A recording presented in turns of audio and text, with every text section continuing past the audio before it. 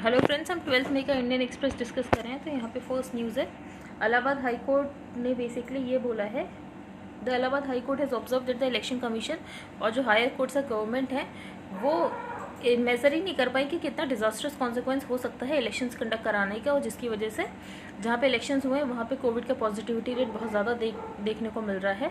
तो जो कि और ये भी उनकी ऑब्जर्वेशन है कि फर्स्ट वेव विलेजेस तक नहीं पहुंची थी, लेकिन सेकंड वेव इलेक्शंस कराने की वजह से विलेजेस तक में पेनिट्रेट कर चुकी है।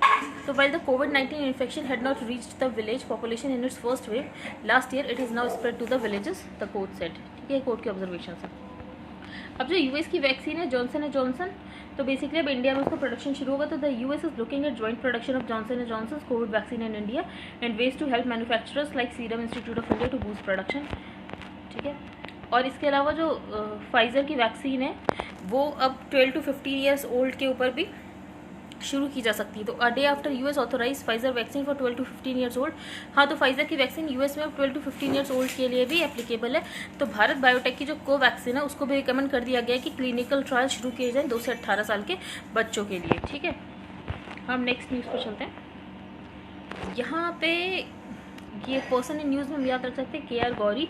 ये क्या है? She was one of the Kerala's longest serving politicians in a career arching over 8 decades. उसके बाद जो CPIM पहली कम्युनिस्ट गवर्नमेंट की पार्टी बनी थी 1957 में, तो उसमें मिनिस्टर भी थी।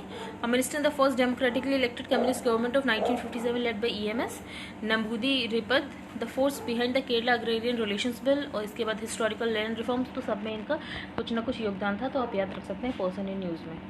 हम नेक्स्ट पेज पर चलते हैं। यहाँ पे अब कैपिटल जो है उसके पास अब वैक्सीन का शॉर्टेज हो गया। कोवैक्सीन की जो भी सप्लाई थी वो खत्म हो गई है। तो अब कोविशील्ड के कुछ दिनों तक के स्टॉक्स बचे, बाकी कोवैक्सीन के स्टॉक्स खत्म हो गए। तो ये सारी न्यूज़ आपको ये पता होना चाहिए। कोवैक्सीन भारत बायोटेक ने बनाई है, और जो सीरम इंस्टीट्यूट ऑफ इंडिया तो कोविशील्ड बनाई है, जो कि ऑक्सफोर्ड एस्ट्राजेनेका की वैक्सीन है।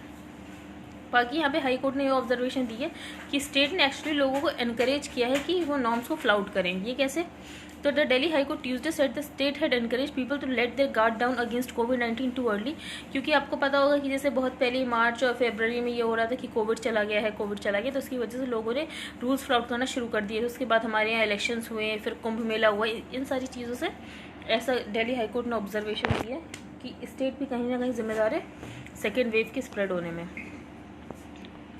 यहाँ पर ये देखा गया जो भी फॉरेन एड है ज़्यादातर वो सेंट्रल गवर्नमेंट के हॉस्पिटल्स में गई है, और दिल्ली गवर्नमेंट के हॉस्पिटल को ज़्यादा एड नहीं मिल पाई है। तो the Delhi high court was Tuesday told that the centre has distributed medical equipment received from abroad mostly among its own hospitals in the national capital. ठीक है, और एड जो दिल्ली गवर्नमेंट के हॉस्पिटल्स हैं वो वहाँ तक नहीं पहुँच पाई है। तो ये एक इशू बताया गया है, हम याद रख सकते हैं सारी चीज़ें। अब हम आगे चलते हैं। आज इंटरनेशनल नर्सेज डे है, और यहाँ पे कोवैक्सीन को क्लियर कर दिया गया है for trials in 2 to 18 years age group. ये मैंने फर्स्ट पेज पर ही आपको पढ़ा दिया था कि कोवैक्सीन के अब ट्रायल्स होंगे। ये यहाँ की सबसे ज़्यादा एक्टिव केसेस कहाँ पे? तो महाराष्ट्र में, फिर सेकंड नंबर पे कर्नाटक, थर्ड केरला, यूपी, राजस्थान। ये एक्टिव केसेस है। नंबर ऑफ केसेस सबसे ज़्यादा कहाँ पर? वैसे नहीं, एक्टिव केसेस के अकॉर्डिंग। अब यहाँ पे योजना रियलिटी चेक। तो बेसिकली ये बताया गया है कि जब एनडीए का फर्स्ट टेन्योर था, जब एनडीए का जो टेन्योर था, प्राइम मिनिस्टर मोदी का जो फर्स्ट टेन्योर था, उसमें हमने ग्रोथ को स्लो होते हुए देखा। मतलब 8% से 6.2 आई, फिर 5.99, 4.1 आई, फिर -6.5 आई। ठीक है, लेकिन ऑथर ने बोला है कि फर्स्ट टेन्योर में भी ग्रोथ रेट कम था, लेकिन जो प्राइम मिनिस्टर थे वो उन लोगों को टारगेट कर रहे थे जो कि पुअर और वल्नरेबल हैं। ठीक है, तो उसकी वजह से वो सेकंड टर्म भी जीत गए। तो अभी हम देखते हैं उन्होंने ऐसी कौन कौन सी चीज़ें की, कौन कौन सी योजना लेके आए।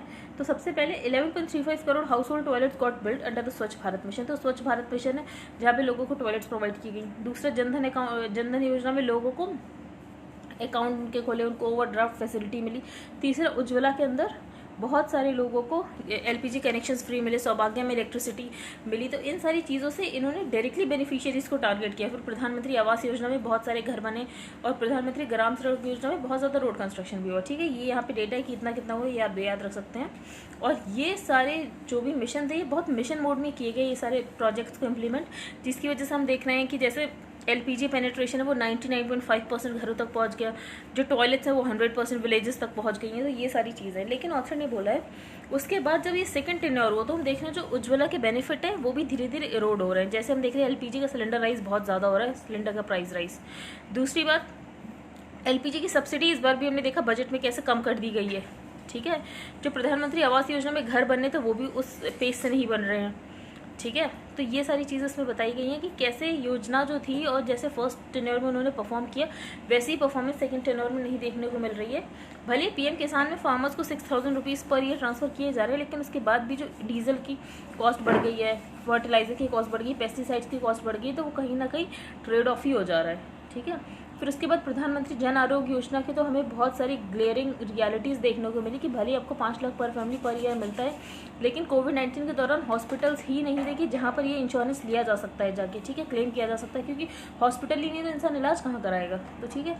तो ऑथर ने ये सारी चीज़ें बताई कि सेकेंड टर्म में कैसे लूप होल्स दिखे हैं। बस एक ही स्कीम है जो ऑथर ने बोला है जो चल रही है, वो हर घर जल, जो आपको पता होगा जल जीवन मिशन नाम से भी है, कि 2024 तक drink water supply, piped water supply हर रूरल होम में पहुंचानी है। तो ऑथर ने बोला इसका रिजल्ट देखना बाकी है कि कैसा है। बाकी तो सारी योजनाएं ऑथर ने डिस्क्राइब कर ही दी है कि कैसा परफॉर्म कर रही हैं। हम नेक्स्ट पेज पे चलते हैं। अब बेसिकली यहाँ पे यूजीसी का ये कहना है कि जो एनसीसी है उसको एक्स्ट्रा करिकुलर में ऐड कर दिया जाए, ठीक है।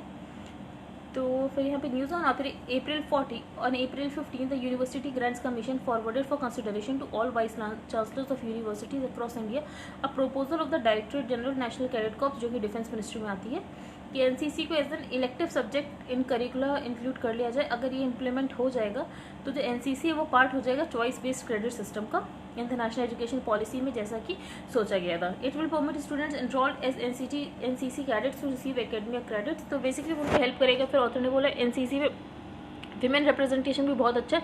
लगभग 1/3 ऑफ द विमेन, 1/3 जो स्ट्रेंथ होती है एनसीसी की वो विमेन को ही कॉन्ट्रीब्यूट करती है, ठीक है। तो ये सारी चीज़ें। हम नेक्स्ट पेज पे चलते हैं। यहाँ पे कुछ इम्पोर्टेंट नहीं है। अब चाइना ने बेसिकली बांग्लादेश को वार्न किया है कि वो क्वाड को ना ज्वाइन करे, और चाइना का ये कहना है जो क्वाड है ये एशियन नेटो भी चाइना इसको नाम देता है। तो क्वाड में कौन कौन से कंट्रीज? तो क्वाड में 4 कंट्रीज़ हैं, इंडिया, जापान, ऑस्ट्रेलिया, यूएस, ठीक है। और बेसिकली चाइना इसको एंटी चाइना देखता है, एंटी चाइना ग्रुप की तरह। अब यहाँ पे यह है कि China population grows at slowest pace, और शायद नेक्स्ट ईयर से जो चाइना की पॉपुलेशन है वो डिप भी करने लग जाए ग्रोथ उसकी। तो China's population grew at its slowest pace to reach 1.4 billion. भले ही वो अभी तक वर्ल्ड्स मोस्ट पॉपुलस कंट्री है, लेकिन अब उसकी नेक्स्ट ईयर से पॉपुलेशन डिप करने लगेगी। तो according to the 7th national population census release by the Chinese government on Tuesday, China population in all the 31 provinces वो हमें डिप होती हुई दिखाई दी है बाई 5.38%।